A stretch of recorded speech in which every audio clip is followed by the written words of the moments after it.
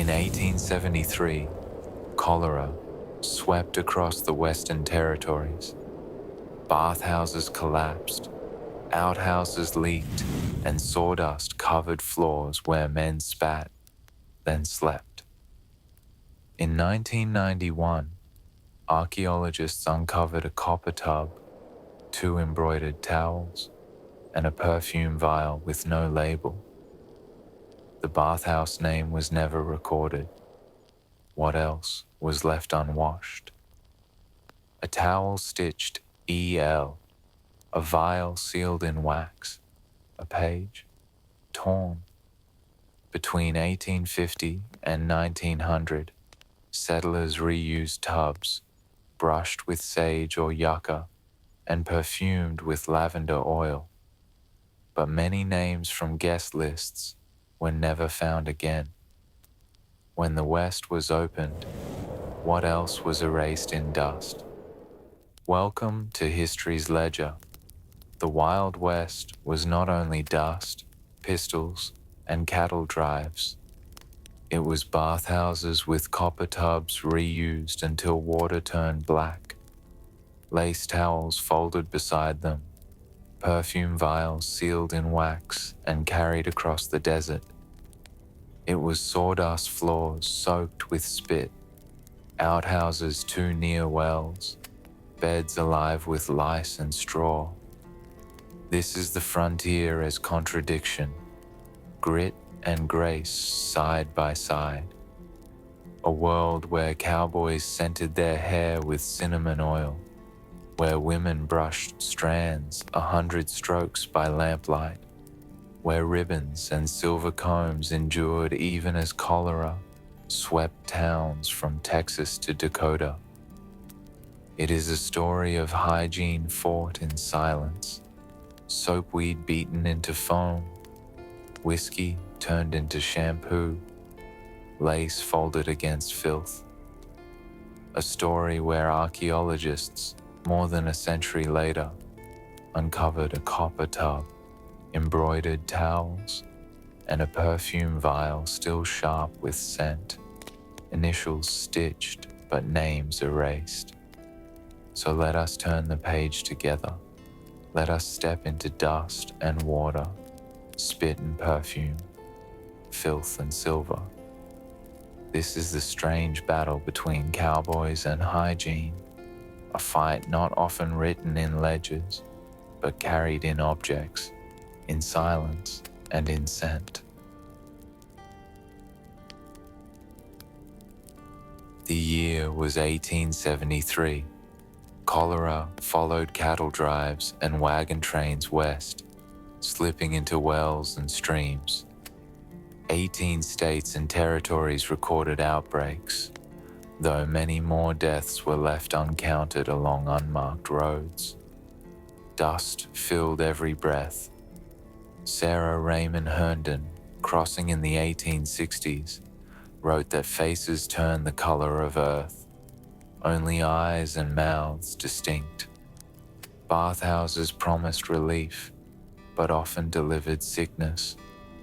Water reused until black with sweat. Tubs holding 10 or more before being drained. Families climbing in together, calling it a cure while sharing disease. Outhouses leaked into wells. Spittoons filled with sawdust spread tuberculosis where men thought they were preventing it. Yet, in the midst of grime, people reached for grace. Lace towels folded at copper tubs, perfume vials corked and tied with ribbon, mirrors cracked but hung, gloves laid beside combs. The tub was often the centerpiece. Heated stones beneath kept water warm as cowboys, blackened by trail dust, dropped coins into a cup and lowered themselves into water already clouded. Many bathed monthly, some less. Ritual mattered more than result. Soap came in many forms. Yucca beaten into foam, remembered by Frank Clifford of Billy the Kid's Circle as leaving hair soft and clean. Cheaper bars cut from tallow mixed with mint or sage. The wealthy imported French soaps, perfumed oils, castor blends. Custer, proud of his hair, washed infrequently but perfumed it with cinnamon oil. The scent lingered longer than cleanliness. Disease did not respect cinnamon. Cholera struck soldiers and children alike. In Dakota, immigrants were scapegoated as unclean, though the water itself was tainted by outhouses and rain-soaked soil. Beds gave no rest. Straw turned into nests for lice, bedbugs, mosquitoes. Flies swarmed food before forks lifted. Blankets rarely washed. And still, archaeologists in 1991 uncovered proof of grace in Arizona: a copper tub, 2 towels embroidered EL, and a perfume vial sealed in wax. Lavender clung faintly, but sharper notes lingered. The bathhouse name is gone, its registry torn, initials unmatched. Who was EL? A laundress? A guest? A woman guarding her name in silence?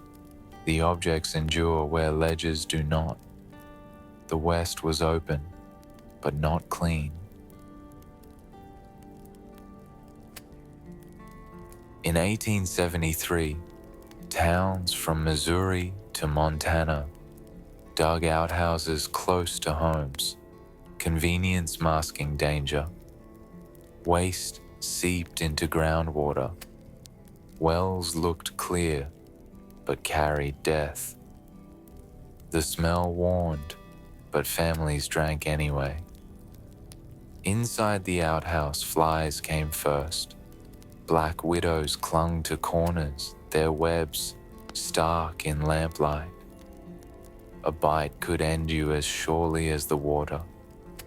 Toilet paper was rare. Leaves, rags, or corn cobs, smoothed by hand. One farmer noted flatly, "Leaves are gone. Corn will do indoors. Corners filled with sawdust to catch tobacco spit.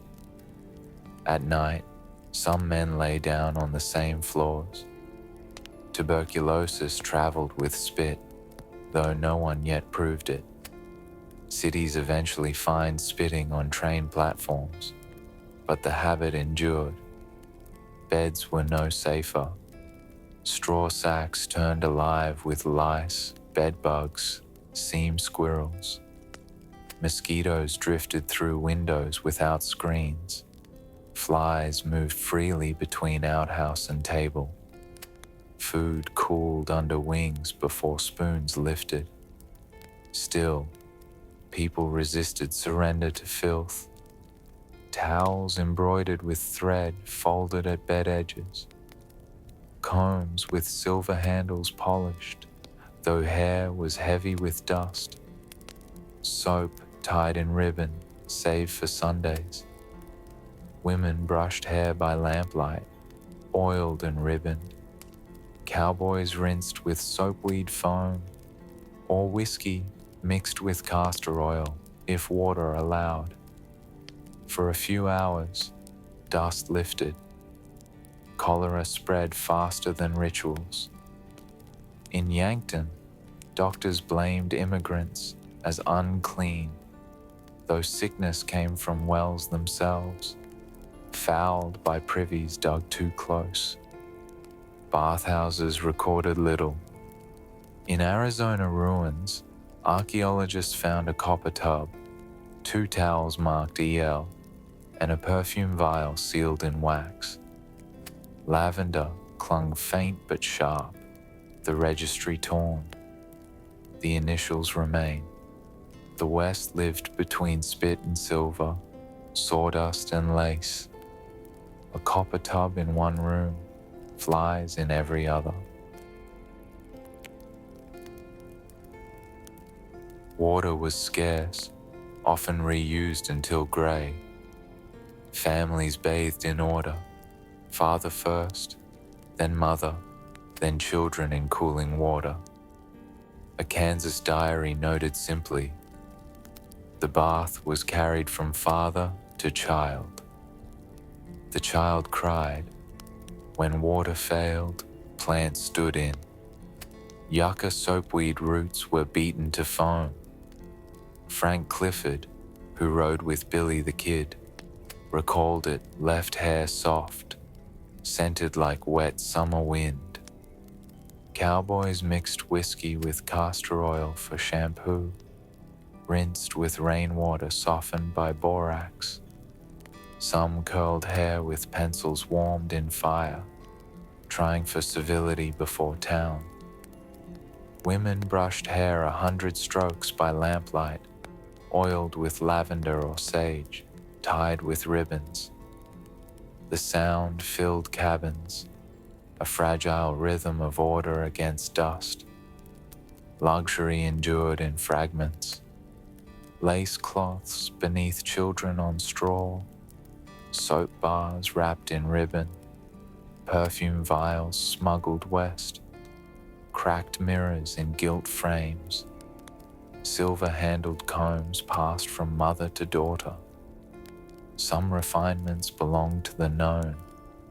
General Custer, proud of his hair, washed only in town, but perfumed it with cinnamon oil. Sharp, sweet, it lingered through camps, remembered long after. But cholera did not spare refinement. Cinnamon oil, lace ribbons, perfumes. None defended against sickness. Yet people folded towels, tied ribbons, polished combs, because grace itself was survival. Archaeologists found the same truth. A copper tub, 2 towels stitched EL, a perfume vial sealed in wax. Lavender clung faint, but sharper notes remained. The guest list was torn away, the initials endure. The silence does too. In the 1870s, chewing tobacco marked every saloon. The sound was constant, the wet crackle of spit against wood, sawdust or tin. Rooms carried laughter, boots, clinking glasses, and underneath, spit. Vessels waited everywhere, plain iron pails, polished brass, even porcelain spittoons painted with violets and rimmed with gilt. Refinement absurd against the stench rising from them. By night, sawdust was soaked red, the air thick with iron and rot. Disease traveled in silence. Tuberculosis dried into dust and rose again with each bootstep. Pneumonia lingered the same way. Doctors suspected, and by the 1880s, cities posted placards. No spitting, fine, $500. Still men spat beneath them. Habits older than law. Women fought decay with grace. They spread fresh sawdust daily, poured lavender water in bowls by doors, hoping sweetness might mask the stench. A Missouri merchant wrote of rooms, half sweet, corners black with spit. In Dodge City, a porcelain spittoon gleamed under lamplight, while a lace towel hung nearby, embroidered but never washed. A mirror cracked down the center, reflected faces doubled. Luxury survived only as defiance. Lace, gilt, perfume in rooms where disease had already made its home. Archaeologists in 1991 uncovered echoes of this defiance in Arizona. A copper tub, 2 towels stitched EL, and a perfume vial sealed in wax. Lavender lingered faint but sharper, a scent unplaceable. The registry page torn, the initials endure, though the name is gone. The frontier taught that grace could not hold back dust. Spittoons filled, towels darkened, perfume faded. Yet they mattered enough to survive when wood and paper did not.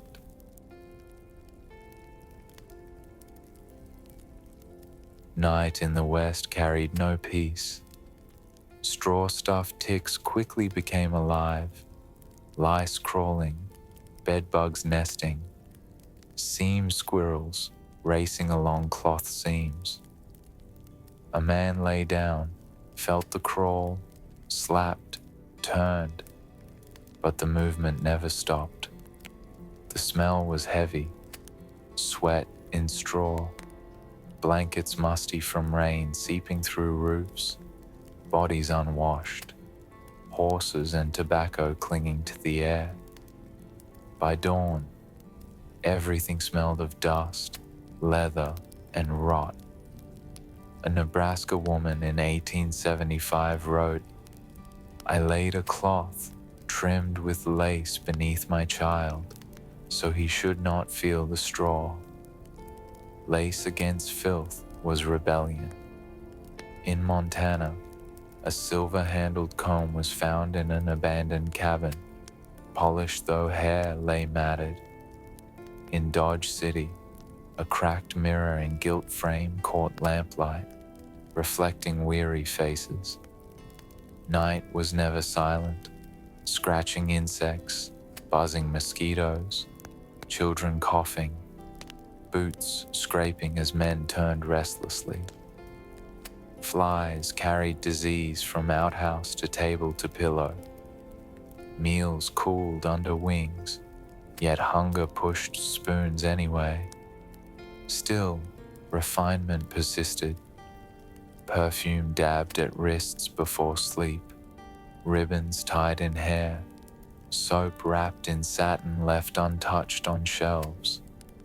A pillow embroidered with initials laid across straw. Archaeologists uncovered similar fragments. Towels marked EL, folded neat beside a copper tub, a perfume vial sealed in wax, lavender faint but sharper underneath. The contrast endured, lace against straw, ribbons against lice, silver combs beside hair thick with dust. Sleep came because it had to. Frontier nights carried a silence pressed close by pain. A man lay on his bunk, jaw throbbing until each breath counted it off. By morning, his mouth was fire, breath sour with tobacco and molasses, teeth blackened, gums raw. He spat red into a tin and swallowed anyway. Saloons sometimes offered a communal toothbrush, bristles soft with countless mouths, towel above it stiff with beer and spit. Most made do, jackknives picking meat, saplings chewed into toothpicks, charcoal and chalk powders rasping teeth clean for a moment before pain returned. Cloves were precious, bitten to release oil that dulled nerves. Warm, spice sweet, temporary. When the pain grew unbearable, men went to blacksmiths. Their dental kit was pliers polished by nails and horseshoes, a rag and whiskey.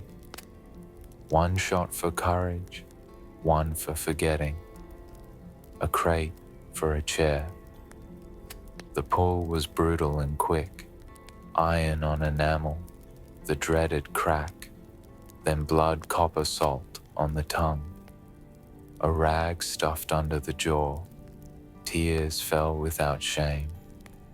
Barbers sometimes filled the same role, a mirror clouded with age, a chair scented of bay rum and smoke, razors beside forceps in drawers, a shave, a drink. Then the iron went in. No anesthesia, only speed. Doc Holliday, trained in Georgia before he was an outlaw, used real forceps and clove oil when he had them. But consumption hollowed him, and the West remembered his pistol more than his dentistry.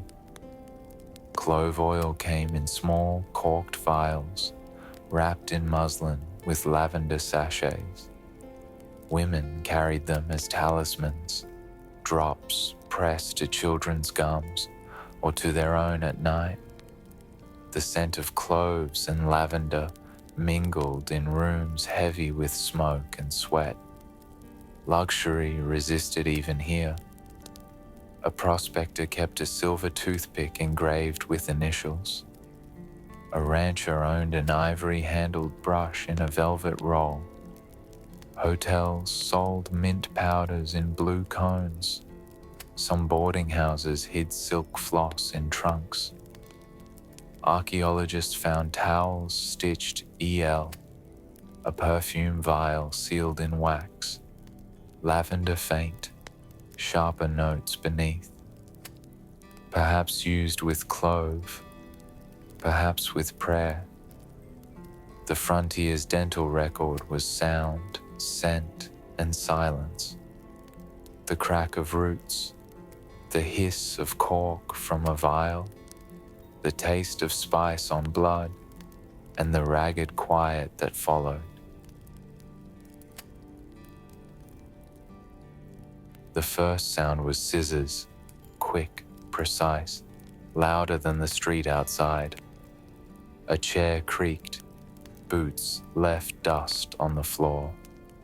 Razors scraped, brushes hissed soap into froth, scented with bay rum and cloves.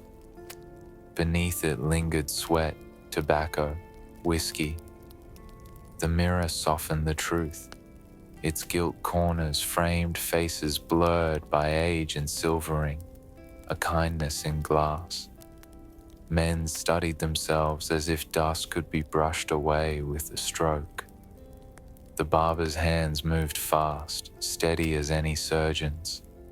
Silence filled the room, broken only by blades and water poured into a chipped basin. Barbers were keepers of civility. They clipped, shaved, and sometimes pulled teeth, all in one chair. Shelves lined with glass bottles, bay rum, witch hazel, peppermint spirits, glowed like jewels. To sit there was to believe, briefly, that the frontier could be held at bay. Luxury hid in tools, tortoise-shell combs, ivory brushes, scissors engraved with initials.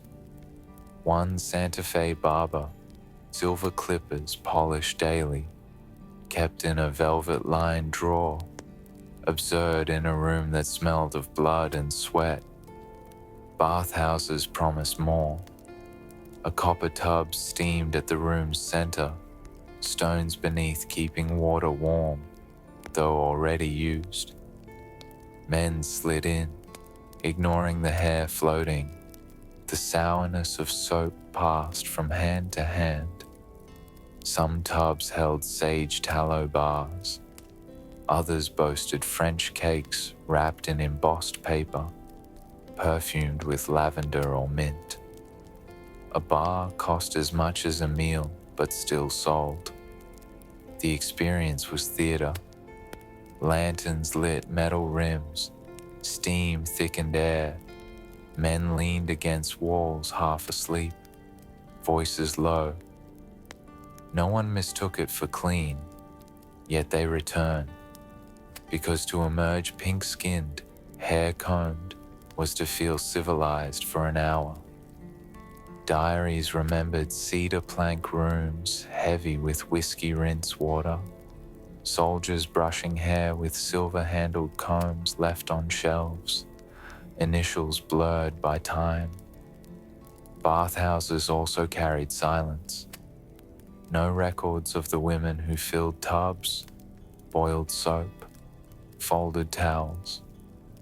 Only fragments remain. In Arizona, archaeologists uncovered a copper tub, 2 towels marked EL, and a perfume vial sealed in wax. Lavender lingered faint, sharpened by something unplaced. The registry's last page was torn. The illusion mattered. Towels trimmed with lace laid across benches. Perfume dabbed at wrists before stepping into dust. A glove folded beside a comb. Proof that grace could survive filth, if only for a night.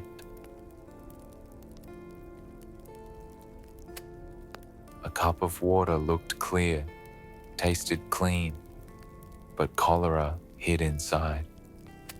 In 1873, outbreaks struck 18 states and territories, whole families gone within days. Ledgers filled with black ink. Dead, dead, dead. It began with thirst, then cramps, then hours of purging. Basins overflowed with sharp, sour stench. In Yankton, Russian immigrants were blamed, called filthy. But the truth lay in wells fouled by outhouses and rain. Buckets lifted sparkling water, deadly all the same. Tuberculosis spread quieter. A cough in the morning, a rag stained red, whole towns hearing the same rattle. Trains filled with hacking, passengers pretending not to listen. Consumption, they called it, the body consuming itself. Typhoid came with flies. Mosquitoes carried fever from stagnant pools. A child scratched until dawn, fever shaking him by morning. The West explained disease with omens, punishment, curses, witches. But bodies told the truth. They burned, coughed, shook.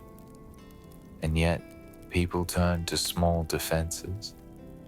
Lavender sachets tucked into bedding, ribbons tied at wrists, perfume vials corked in wax, drops of cinnamon or clove dabbed on cloth, bowls with mint leaves set near doors, air sweetened briefly, even as men upstairs coughed blood.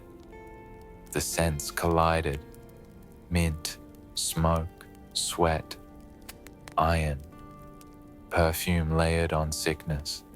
In 1991, archaeologists uncovered the Arizona bathhouse.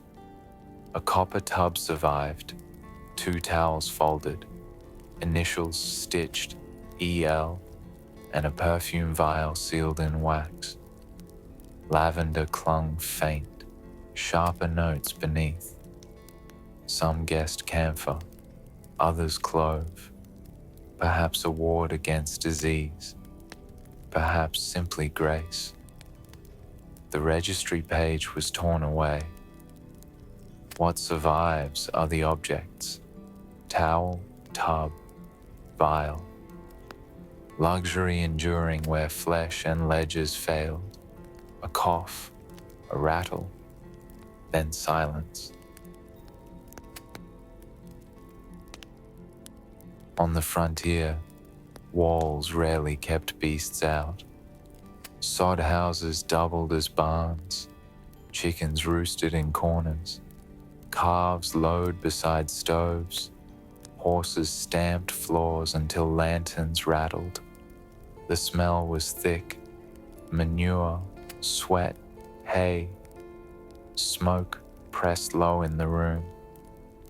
Fleas bit until skin bled. Lice and bedbugs crawled through seams. Mold spread across damp corners. Families scratched through sleepless nights. And yet, grace persisted. Saddles polished nightly until they gleamed, spurs ringing soft in lamplight, velvet gloves folded in trunks, quilts edged with lace laid across straw beds, sachets of mint tucked under pillows, objects absurd, but carried as proof that civilization hadn't been erased. Archaeologists confirm these fragments. In Kansas, a brass stirrup engraved with vines. In Arizona, ruins of a bathhouse where livestock had once tramped nearby. A copper tub, 2 towels stitched EL, a perfume vial sealed in wax. Lavender lingered faint, sharper beneath. The soundscape never softened. The cough of a child, a mule's bray, hens shifting, silver stirrups clinking against a nail. Food, too, bore intrusion. Butter tainted by a hive, milk souring in the night, flies carrying waste to bread. Still, refinement held its place. A china cup of tea on a rough table, a silver spoon gleaming absurdly in dim light, a ribbon tied in a girl's hair while her feet touched dirt. Disease thrived, typhus from lice, tuberculosis from shared air, cholera from fouled water. But diaries often remembered gloves, ribbons, saddles, luxuries as lifelines. One Wyoming ledger even noted, Mrs. L. Dash, gloves velvet, payment in coin and cloth. Gloves mattered when names sometimes did not. The initials EL endure the same way. Towels folded, perfume sealed, silence heavier than the walls that held beasts. By the 1870s, the frontier's most common sound was not gunfire, but spit, chewing tobacco-stained teeth and floors alike. Saloon sawdust turned red and black by night, buzzing with flies. Travelers remembered rooms that smelled not of whiskey, but of rot, sour, metallic, inescapable. Cities tried to fight. Detroit fined men for spitting on train platforms. Chicago jailed repeat offenders. Placards in bold, paint red, "No spitting, fine $500. Still, the habit was older than the law. Dodge City raked sawdust each morning, black again by nightfall. Tuberculosis spread with every cough, every droplet dried into dust. The disease carried further than bullets, but no one listened to the warnings. Women counted with grace. Lavender bowls at doors, lace towels on walls, perfume pressed into kerchiefs. A Missouri merchant remembered a room half sweet, corners black with spit. Even luxuries mocked the filth. Porcelain spittoons painted with violets, gilt rims gleaming in lamplight, sat beside lace towels never washed. Beauty stood as rebellion, not protection. And in Arizona, archaeologists uncovered fragments of that defiance. A copper tub, 2 towels embroidered EL, and a perfume vial sealed in wax. Lavender lingered faint, sharper beneath. Perhaps once opened in a room where placards failed. where scent was stronger than law. The frontier taught that laws could not tame habits, but towels, perfumes, initials stitched in thread, they endured. So I'll ask you, if you had lived then, would you have swallowed the urge or spat against the law? Tell me in the comments below, and don't forget to like this video and subscribe, so together we can keep turning the pages of history's ledger. Evening in a cabin often ended with the sound of a brush. Women counted strokes as prayer, 1, 2, until they reached 100. Each pass dragged out dust and smoke, bristles snapping against knots. The rhythm filled rooms like a clock. Hair held the day. It smelled of sweat, wood smoke, horses.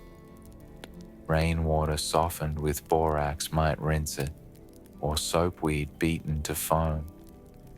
Castor oil or lavender rubbed into ends left strands faintly gleaming in lamplight. Ribbons tied at the finish, color against gray boards, defiance against dust.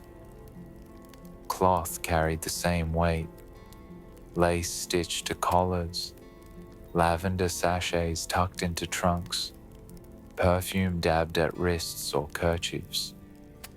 A woman's presence was known by scent before her words, but sweat never vanished. Kitchens heavy with boiling meat and smoke left clothes damp and salt-stained. Women washed in streams until hands cracked, cloth dried stiff in the wind. Still, embroidery persisted. Lace folded, initials stitched, ribbons tied. Fragile luxuries that refused surrender. Childbirth was its harshest test. No sterile rooms, no clean water certain. A midwife's hands rinsed in basins already used. Sheets torn for bandages. The smell of blood mingled with wood smoke. Yet sometimes a lace towel was folded at the mother's side, a small act of dignity. Luxury clung to these nights. Silver-handled combs passed through generations. Velvet gloves folded for Sundays. Crooked mirrors reflecting brushed hair. Perfume bottles corked in wax. And in Arizona, archaeologists uncovered echoes. 2 towels folded with initials EL. A perfume vial sealed in wax. Lavender lingered faint, but sharpened by something else. Perhaps brushed into hair 100 times before sleep. A gesture now sealed in silence. The sensory ledger is clear. The sound of brushes, the smell of lavender on sweat, the touch of lace against coarse cloth, the sight of ribbons against dust. Rituals that survived when records and names did not. A candle guttered, a child stirred. The strokes slowed, stopped. Only silence remained. A child's world on the frontier was small. 4 walls of sod, smoke pressed into every surface. A bed shared with siblings. Straw shifted beneath them, coarse against skin. By night the straw came alive. Lice, bedbugs, seam squirrels. A Nebraska mother in 1874 wrote simply, "The boy cried with the crawling." She laid lace cloth beneath him, fragile protection against dust and insects. The night was noisy. Children coughed, scratched, slapped at mosquitoes whining in their ears. The air smelled of sweat, sour milk, damp cloth drying too slowly. A rag doll stitched with thread carried the same odor, fabric rough but cherished. Morning light revealed dust glittering through cracks. Children rose with tangled hair, eyes red from sleeplessness. Mothers dragged combs through strands, teeth snapping against burrs. A silver-handled comb polished smooth from years caught in knots, while ribbons tied at the end gave a fragile brightness. Water was rationed. Washing was rare, often a basin of rainwater softened with borax.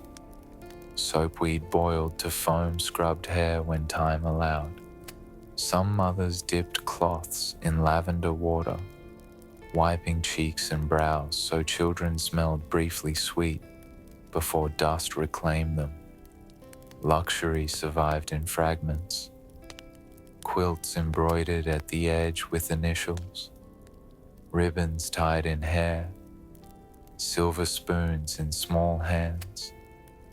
A Kansas girl once drank milk from a porcelain cup painted with roses, cracked, chipped, but treasured. Such objects promised childhood beyond dust.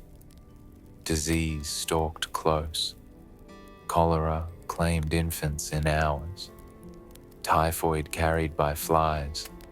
Smallpox scarred faces before names were written down.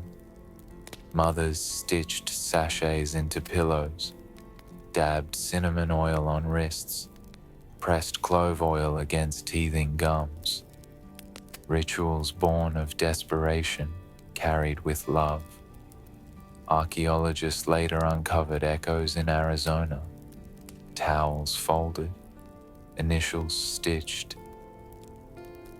perfume sealed in wax, perhaps once laid against a child's skin or folded into a mother's trunk.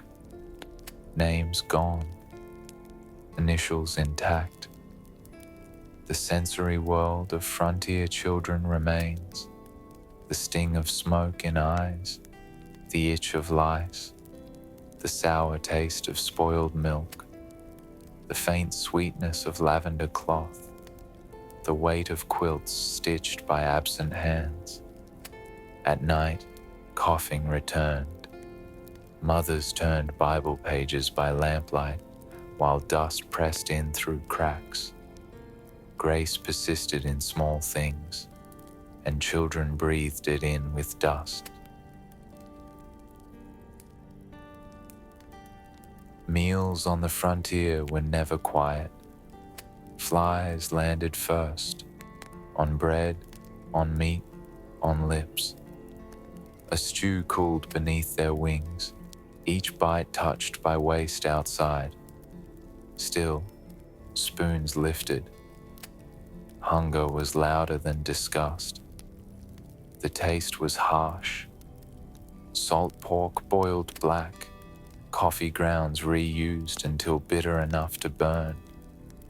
Coarse bread hardened in a day, mold creeping green on edges. Milk soured fast in the heat, its smell thick and sweet. Children drank anyway. Dust joined every bite. One Nebraska settler wrote, "The bread tasted of earth." Cracks in walls sifted grit across plates, ground between teeth until food and soil were the same. Yet refinement persisted. A porcelain cup painted with roses, chipped but cherished. A silver spoon polished for stew gone sour. A tin of cinnamon sprinkled thin to mask rot. Imported sugar sealed in jars, crystals glowing like treasure in lamplight. Women laid lace doilies across stained tables, folded embroidered napkins, tied ribbons around jars. Small rebellions of grace. Whiskey masked what could not be cleansed, burned sharp in the throat. or washed knives in ritual more belief than science. Still, disease traveled with food, typhoid in the water, smallpox from lips to lips. Flies moved freely from waste to bread. Children coughed at the table, but still ate. Archaeologists later found in Arizona ruins a cabinet collapsed near a copper tub, 2 towels folded, initials stitched EL, a perfume vial sealed in wax, perhaps once opened after meals to sweeten the air. Lavender clung faint, but with sharper notes, cinnamon, maybe clove. The registry was torn.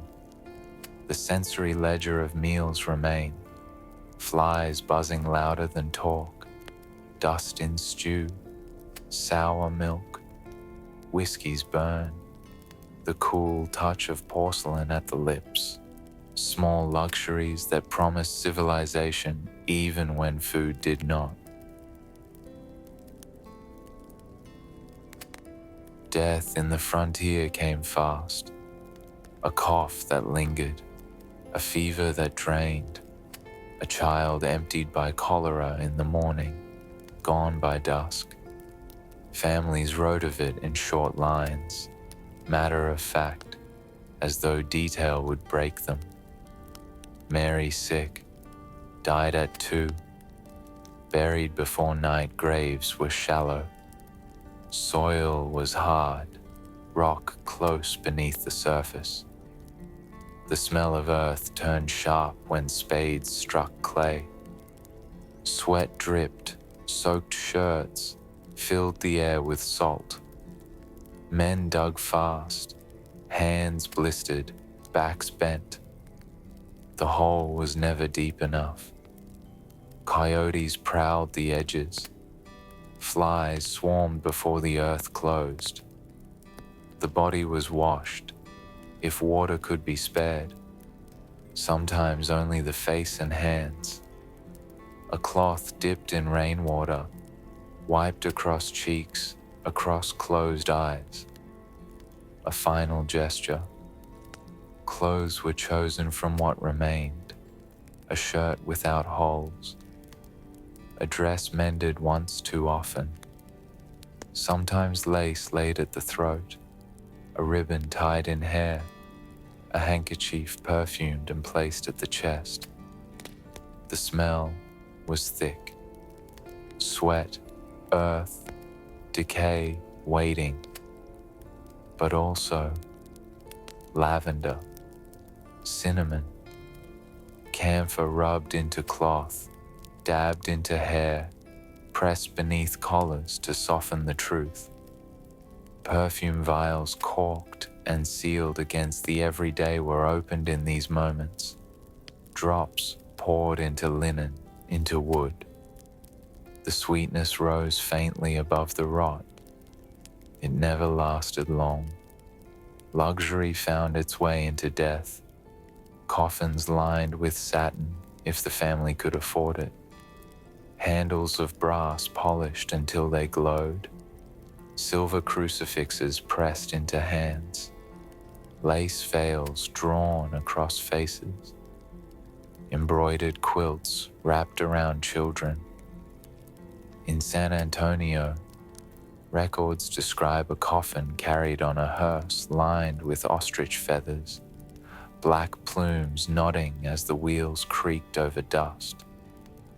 The contrast was staggering, feathers swaying in sun while cholera took dozens more each week. Mothers saved cloth for these moments, towels embroidered, initials stitched carefully, laid across bodies in farewell. Perfume sachets hidden in trunks for years found their purpose in burial. The scent clung faint in the air as earth closed, remembered more clearly than words. And here again, the archaeologists found a thread. In Arizona, 1991, amid the ruin of a traveling bathhouse, 2 towels lay folded, initials stitched, E.L., no record of the name. A perfume vial sealed in wax, its contents sharp even after a century.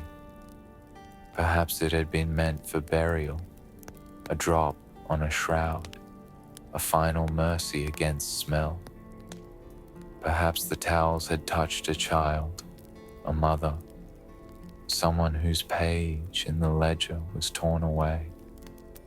The registry gave nothing. Silence preserved more than paper. The sensory ledger of death is sharp. The sight of lace laid over eyes. The sound of spades striking stone. The smell of lavender fighting decay. The touch of satin against hands stiff and cold. The taste of dust caught in the mouth of the living as they lowered the coffin. Some funerals were hurried, some lingered. Some were marked with prayer, others with only a line in a ledger, ink black, name already fading. And then the quiet, the earth pressed flat, the air heavy with mingled scents, soil, sweat, perfume, rot, nothing more. Clothing was survival. A shirt held against the skin not only warmth, but the dust of every day. Men wore the same garments until the fabric stiffened with sweat, until the seams carried salt in pale streaks. The smell clung. Horses, tobacco, sweat, smoke. A shirt removed at night gave back its day in a wave of odor. Some men did not change for weeks, some for months. The feel was rough. Wool scratched against the neck. Coarse cotton stiffened from wash water that had already served other tasks: dishes, laundry, children's baths. Linen, rare, softened with age, but stained easily and kept its ghosts. Cloth remembered every task, every spill, every silence. Seams crawled. Lice lived where stitches held. Eggs tucked in places too small for sight, but too large to ignore. A mother's hands rubbed seams against boards, against stones, pressing soapweed foam into cloth until her knuckles bled. Still, the insects lived. The cloth still moves, wrote a woman in the Kansas Territory, 1871. She folded it anyway, laid it in a trunk, prayed the next day might be cleaner. Boots were their own story. Leather hardened with sweat and dust, bent into the shape of the wearer until it seemed part of the body. The smell of boots lined every doorway, sharp, acrid, mixed with horse and dirt. Children pulled them on in play, feet lost inside, and left them toppled where they fell. Spurs clinked, silver sometimes, polished even when boots cracked. Luxury rode against grime in every step. Dresses bore weight of another kind. Calico prints faded fast under sun. Edges frayed where hands brushed them against work. Aprons stained with fat, with ash, with soil. Women patched again and again, layers of cloth stacked over years. Some stitched lace into collars, not for function, but for grace. A white edge against a dress, otherwise grey. A ribbon tied at the waist, bright as rebellion. The smell of cloth after rain was sharp, mineral, almost sweet when wind blew through lines. But often it dried stiff, boards creaking under its weight, the air heavy with mildew. Perfumed handkerchiefs became small shields, pressed against mouths, carried in pockets. Cinnamon oil dabbed into corners, lavender sachets stitched into hems. Grace, even when fabric rotted fast. Objects told of pride. A silver button gleamed on a coat patched with rags. A velvet glove, worn thin at the palm, kept for Sundays. A kerchief embroidered with initials folded into a pocket. In Wyoming, a diary notes, "I wore my silk ribbon, though the dress was patched twice at the hip. The ribbon mattered more than the cloth beneath. The sound of clothes was constant, the swish of skirts against straw floors, the creak of leather belts, the faint jingling of buttons striking metal when a coat was hung on a nail, the hiss of water poured into basins, cloth slapped against stones, hands wringing hard. Laundry day was never quiet. Children cried at the cold. Steam rose carrying scents of soapweed, sweat, and smoke all together. And still, there were moments of softness. A child pressed against lace at her mother's throat. A man smoothed a ribbon in his palm before tying it at his daughter's hair. A handkerchief dabbed with perfume touched to lips in silence. The archaeologists found fragments of this story too.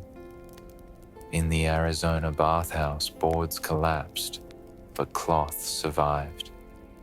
Towels folded, initials stitched, EL. Their threads still intact when walls were gone. Beside them, a perfume vial sealed in wax, lavender faint, but another note sharper. Cloth carries scent as surely as memory. Perhaps those towels once laid across patched clothes, hiding their wear, lending grace to bodies too long unwashed. Perhaps initials stitched were meant to say, here was dignity, even in dust. The senses do not forget. The sight of silver buttons gleaming absurdly in the dark. The sound of cloth slapped hard against washboards. The touch of lace against skin chafed from labor. The smell of mildew and lavender colliding. The taste of dust in the mouth while clothes dried stiff against wind. Cloth was the frontier's second skin. It carried dust, carried lice, carried sweat. But it also carried lace, ribbons, perfume, silver. Both truths pressed against each other, inseparable. A shirt hung by the door, torn, patched, still worn. Travel was its own assault. Stagecoaches carried 6, sometimes more, squeezed tight in a wooden box where air thickened with every mile. The sound was relentless, wheels grinding against ruts, leather traces creaking, hooves striking in uneven rhythm. Each jolt threw bodies against one another, a boot pressed against another's knee, a shoulder shoved into ribs. No distance, no privacy. Dust was everywhere. It rose in clouds behind wheels, poured through seams in boards, slipped under doors. It coated coats, blackened hair, settled on lips. Passengers spat brown. One woman in 1876 wrote that she arrived in Denver, gray as the trail itself. She brushed her skirt and found the cloth heavy with grit, seams lined with fine powder that stung her nose long after. The smell of the coach was close, sweat, leather, dust, baked by sun until it smelled almost metallic. Tobacco drifted sharp from men's mouths. Whiskey lingered on breath. Perfume, when present, cut briefly through it. Lavender or rose dabbed on a kerchief, held discreetly to the face. But the sweetness never lasted. Dust devoured it. Passengers carried trunks as defenses, velvet-lined cases locked with brass. Some held folded linens embroidered with initials. Others held gloves, ribbons, lace kerchiefs, small perfume bottles corked and sealed. A silver brush in a leather roll, a mirror no larger than a hand. Absurd in the coach, but essential to those who believe civility must not be abandoned on the trail. The feel of travel was bruising, wooden seats pressed into flesh until bones ached. Clothing grew damp with sweat, then stiff as it dried. A child cried, hot tears carving pale lines through the dust on his face. A mother pressed lace to his cheek, the thread soft but already grey. She tied a ribbon in his hair, not for him but for herself, a mark of care in a world bent on erasing such things. Meals came when the coach stopped. Inns served bread hardened at the edges, meat tough and salted, water that tasted faintly of iron and sometimes worse. Flies hovered at the edges, buzzing over plates. A silver spoon, carried by one passenger, gleamed as he ate, a flash of refinement in a room that smelled of grease and smoke. Stage stations reeked, horses stabled too close to rooms, waste piled at doors. Bedding stuffed with straw carried lice from one traveler to the next. Yet in ledgers, some stations advertised fresh linens. Fresh meant only that sheets had been turned, sometimes perfumed with mint or camphor to mask odors. The smell lingered sharp, medicinal, mixed with rot beneath. Still, refinement traveled, perfume sachets pressed into trunks, lace folded and pressed flat, gloves carried in velvet bags. Diaries note women washing faces in bowls filled with rainwater, drying them with towels embroidered by mothers, initials bright against stains. A soldier remembered a woman's kerchief dabbed in rose water, passed across her brow in silence. He carried the scent with him for miles. And in Arizona, when boards gave way to time, the archaeologists found what travel left behind. A copper tub unbroken, 2 towels folded, initials stitched, E.L., a perfume vial sealed in wax, perhaps carried west in a trunk, perhaps opened only in private, a drop poured onto cloth before boarding a coach that would be filled with sweat, smoke, dust. Lavender faint, but with something sharper. The registry did not explain. The initials endured. The sounds of travel became memory. The rattle of wheels, the whip cracking against air, the muffled coughs of men pressed shoulder to shoulder, the soft clink of glass bottles in a trunk beneath the seat. the rustle of ribbons tied and untied, the sigh of someone too tired to speak. The sensory world of the road was contradiction, dust on skin, silk gloves folded in a trunk, sweat in air, perfume clinging faintly to lace, hunger at stops, a silver brush drawn through hair, its teeth catching, its polish gleaming in lamplight. The trail was long, it left its mark, on clothes, on bodies, on trunks filled with fragile proofs that grace had not vanished. And when the coach finally stopped, men stumbled, women straightened skirts, children rubbed eyes red with dust. A handkerchief dabbed with perfume was raised once more. It did not change the world, but it made the world endurable. Main Street started with mud, not clean mud, but a stew thick with rain, manure, and slop poured from back doors. Hooves chopped it into ridges that hardened by afternoon and broke again by dusk. Wheels carved trenches that filled with grey water. Boots slipped, dresses soaked at the hem, blackening where cloth met ground. The smell lifted first, sour, warm, rank.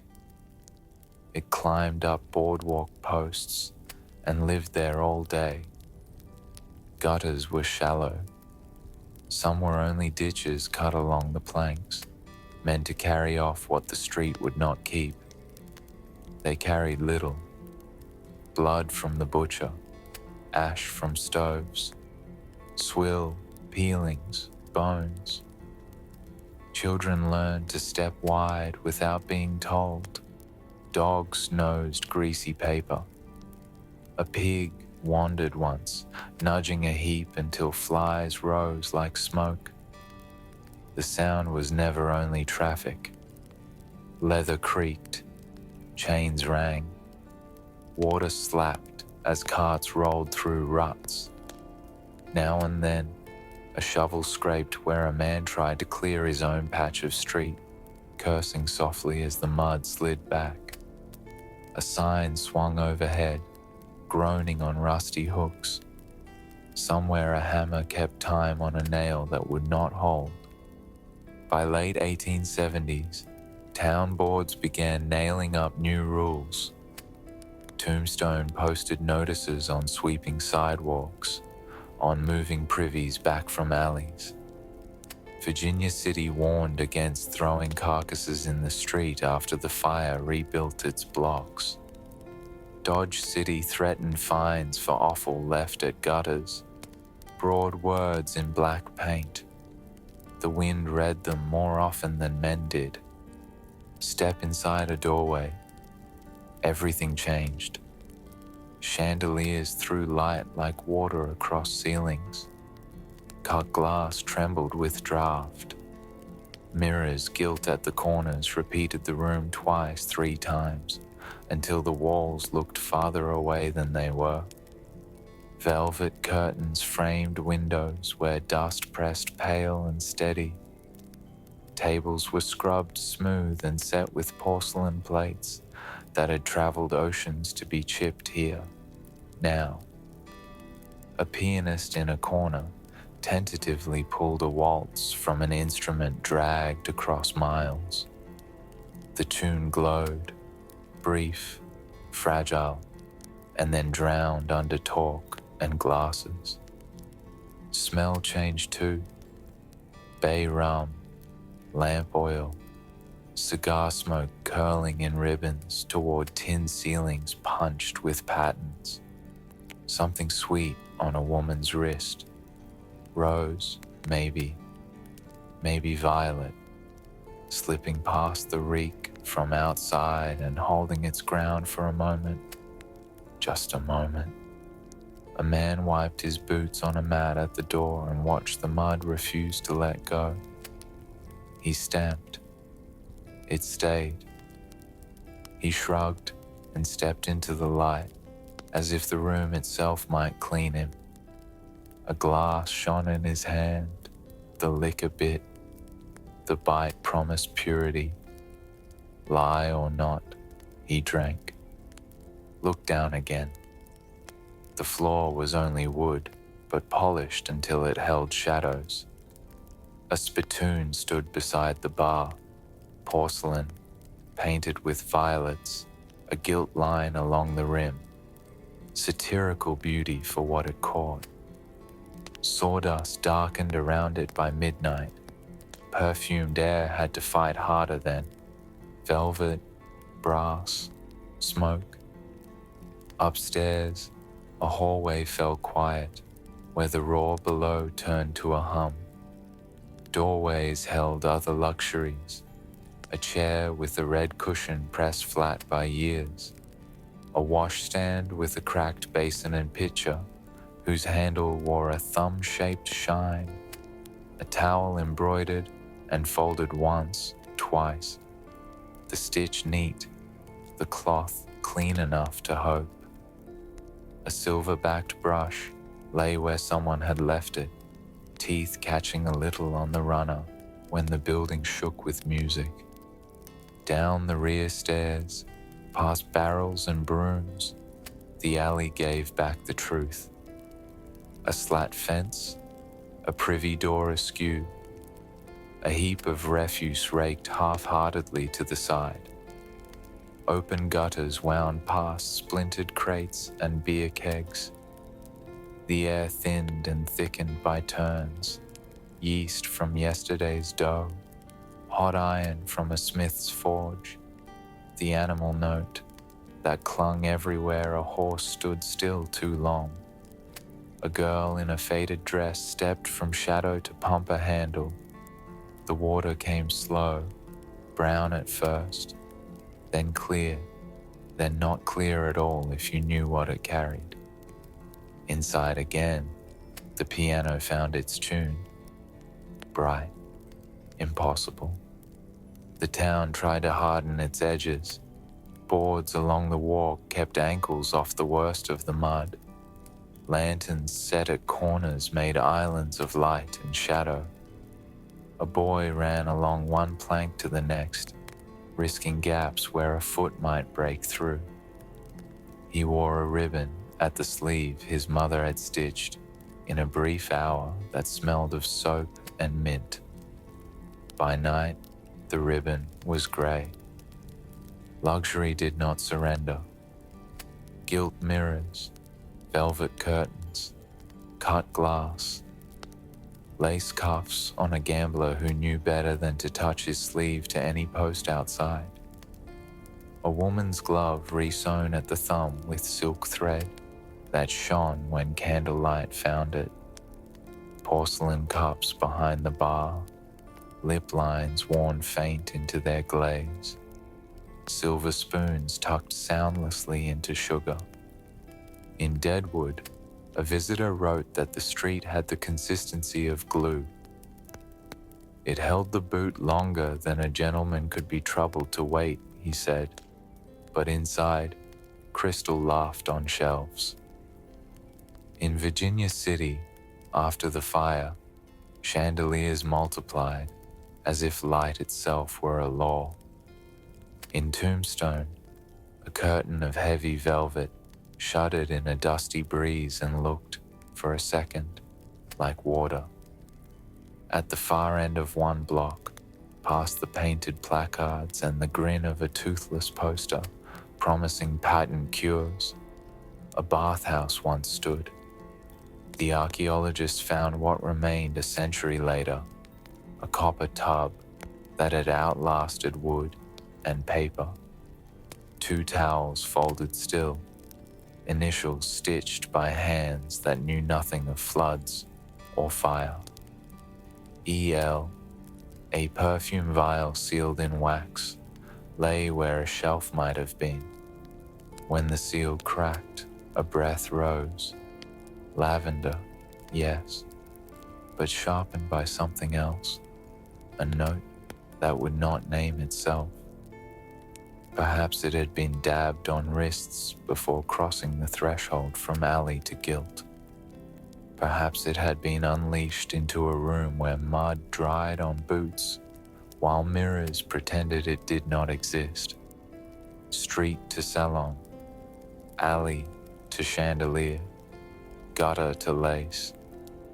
The senses learned to switch masks fast. You carried the stink with you, but wore light while you could. You tasted dust, even as sugar melted on your tongue. You felt the splintered rail outside and smooth velvet inside within the same minute. You listened to hooves break the street and to cutlery whisper against porcelain, one sound inside the other like a secret. A woman drew a veil over her face before stepping out, not for modesty alone. It filtered a little air. A man wrapped a kerchief around his mouth. A cowboy show turned to necessity. A child held the edge of a lace cloth to her nose and whispered that it smelled like the color white. She meant it. Later, she dropped the cloth in mud and cried for reasons bigger than the cloth itself. At dusk, boards knocked hollow under boots going home. Lamps warmed their circles. Signs creaked. Somewhere, a shovel scraped again, moving the same mud 2 feet down the street, as if each shove counted in a ledger no one else could read. The chandeliers went on burning above porcelain and brass. Outside, the gutter found another carcass. 2 truths. 1 town. The mirror did what it could. Then the night pressed a thumb against its face and left a print you could see in morning. Even in the hardest cabins, the day ended with ritual, not grand, not loud, small things. A glove folded, its thumb stitched with silk thread that shone faint in lamplight. A lace handkerchief laid flat on a rough table, perfume clinging to its edge, ghostly sweet against smoke. A ribbon untied from hair, set carefully aside, a bit of color holding its place in the dark. The room carried its own smells. Sweat ground into shirts, smoke from stoves that never stopped burning, damp wool souring in corners. But within that air, someone struck a match, lit a candle, and dabbed rose water at the wrist. The scent lifted. For a moment, it fought back everything else. Then it thinned, but not before memory caught it. The sound of hair being brushed filled cabins at night. Long, slow strokes, one after another. The teeth of combs snagged and snapped against burrs, against tangles hardened by dust. Some combs were tortoiseshell, carried from far away, their sheen absurd under rough beams.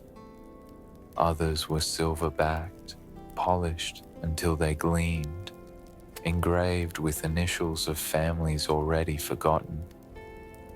The sound was steady, patient, like a lullaby written only in movement. The feel of fabric matted, linen softened with years, folded across shoulders, cool at first, then warm as the body gave its heat back. Wool skirts heavy with the day were dropped onto hooks, stiff, coarse, carrying dust that would never leave. Lace slips, yellowed with wear, were stitched again and again. Thread pulled through in hope more than function. and gloves, velvet, satin, kid leather, folded carefully, waiting for another Sunday that might not come. Men had their gestures too. A belt buckle unrolled from its velvet pouch, brass polished with the edge of a sleeve until it shone. A silver watch wound tight before bed, the tick faint in the room's silence. Boots rubbed with oil, leather creaking, though the mud at their edges never let go. A knife laid on a table, cleaned with whiskey, its scent sharp, stinging. Some kept perfumes for such moments, corked vials hidden deep in trunks, drops of cinnamon oil on handkerchiefs, a sachet of lavender tucked into bedding, camphor rubbed into cloth believed to guard against sickness. The air of such rooms was layered, sweat, smoke, wood, and just beneath, a fragile sweetness that did not belong but refused to vanish. These objects became proof that the day could end differently than it began, proof that grace, however small, could survive. And in Arizona, a century later, when the bathhouse boards were lifted from the earth, 2 towels lay folded, their initials stitched, E.L., the thread still neat. A perfume vial sealed in wax beside them, lavender faint but sharpened by something else, perhaps clove, perhaps camphor, perhaps poured once into cloth, brushed across a wrist before sleep, or set on a handkerchief to sweeten a pillow. These towels were not for washing the body alone. They were part of ritual, folded as carefully as gloves, as ribbons, as combs laid across a table. They were the quiet rebellion against dust. The senses wrote their own ledger, the sight of lace folded on rough boards, the sound of brushes dragging through hair, the touch of velvet gloves, cool, then warm, the smell of rosewater, faint but defiant. The taste of whiskey used to clean a blade, sharp at the tongue when lips touched fingers by habit. A candle guttered, the brush slowed, perfume lingered faint in the air, almost gone. Silence. And then only the breathing of sleep, ledger's reflective stillness. The earth gave back its secrets slowly. In 1991, archaeologists pulled boards from a collapsed corner of what had once been a saloon foundation. Beneath the splintered timbers, a space emerged, small, enclosed, its edges blurred by dust. At its center lay a copper tub, round as a coin, unbroken despite a century beneath soil. Around it, silence. And then, objects that refused to vanish. 2 towels folded neatly, their edges yellowed, initials stitched in thread still visible. E.L. The letters small, deliberate, sewn by hands that had once known time enough for such work. No family name in ledgers matched them. No bathhouse license bore those letters. The initials hung alone, without anchor. Beside them, a perfume vial. Glass, sealed with wax, cork unbroken. When lifted, it rattled faintly, contents still inside. The wax cracked at a touch. A scent rose, sharp, immediate. Lavender, yes. Faint, sweet, familiar. But underneath, something sharper. Something that stung faintly at the nose. Clove, perhaps. Camphor, maybe. Or something else entirely. A note that refused a name. The registry was there too. Its pages warped, blackened by damp. The last leaf was torn clean away. The rip was straight, deliberate. Names ended mid-list, cut short. Whoever tore it had done so with purpose, not accident. The room carried more than objects. It carried sensation. Dust stirred and rose in shafts of desert sun, filling the air with the smell of earth and age. Wood cracked under boots. The tub's copper rim caught the light and glowed faintly. The towels, fragile, seemed almost to breathe when air moved across them. The perfume clung, lavender, sharpness, memory, saturating the silence. Luxury in fragments.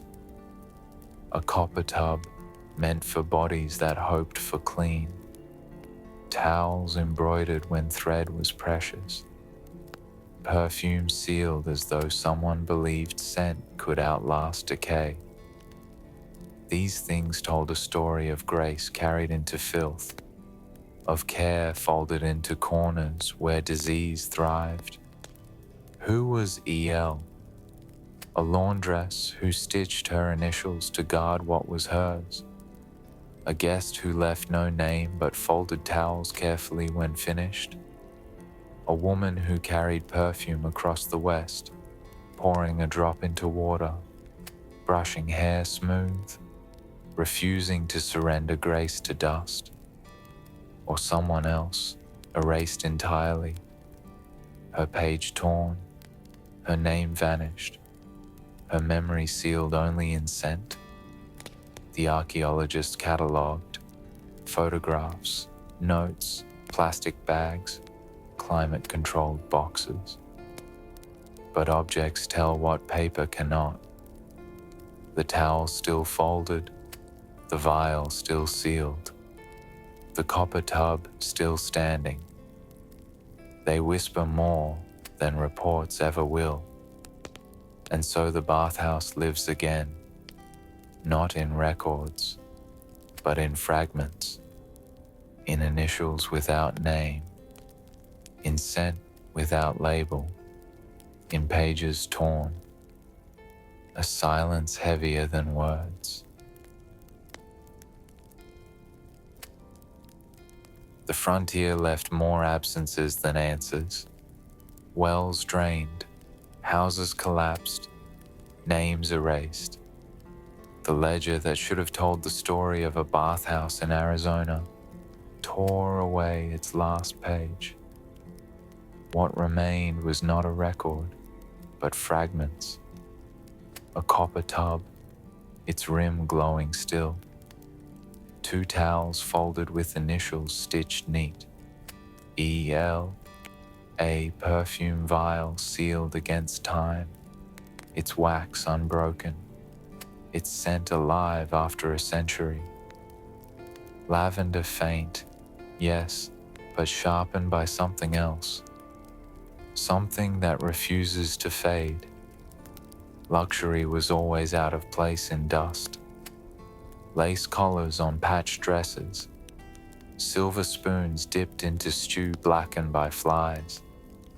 Velvet gloves folded in cabins that smelled of sweat and smoke. Perfume dabbed into cloth while coughs rattled the walls. These things were not protection, they were defiance.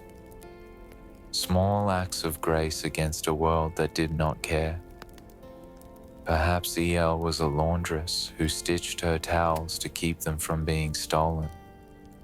Perhaps she was a guest who signed only her initials, guarding her name from a ledger that now lies torn. Perhaps she was no one history cared to remember, and yet her letters endure. Thread stronger than paper. Objects whisper where voices fall silent. A comb with silver teeth polished by hands now gone. A ribbon yellowed, but still bright enough to remember color. A towel folded once, twice, initials showing even when the house around it collapsed. The perfume inside its vial clings to air and refuses to let go. Mysteries do not end. They remain open, like the torn edge of a page. And so, if you've stayed with the ledger this far, through dust, through spit, through lace and copper and lavender, let me ask you, who do you believe EL was? A woman erased? A symbol of grace? Or something else entirely? Leave your thoughts below and subscribe so together we can open the next page of this ledger. They called them palaces of drink, velvet curtains, chandeliers glowing like firelight. But beneath the glass, the floors were soaked with spit, whiskey cut thin, pistols waiting by the door. Hollywood dressed them in glamour. The truth was uglier. Next time in the next video, the ugly truth about Wild West saloons Hollywood hid.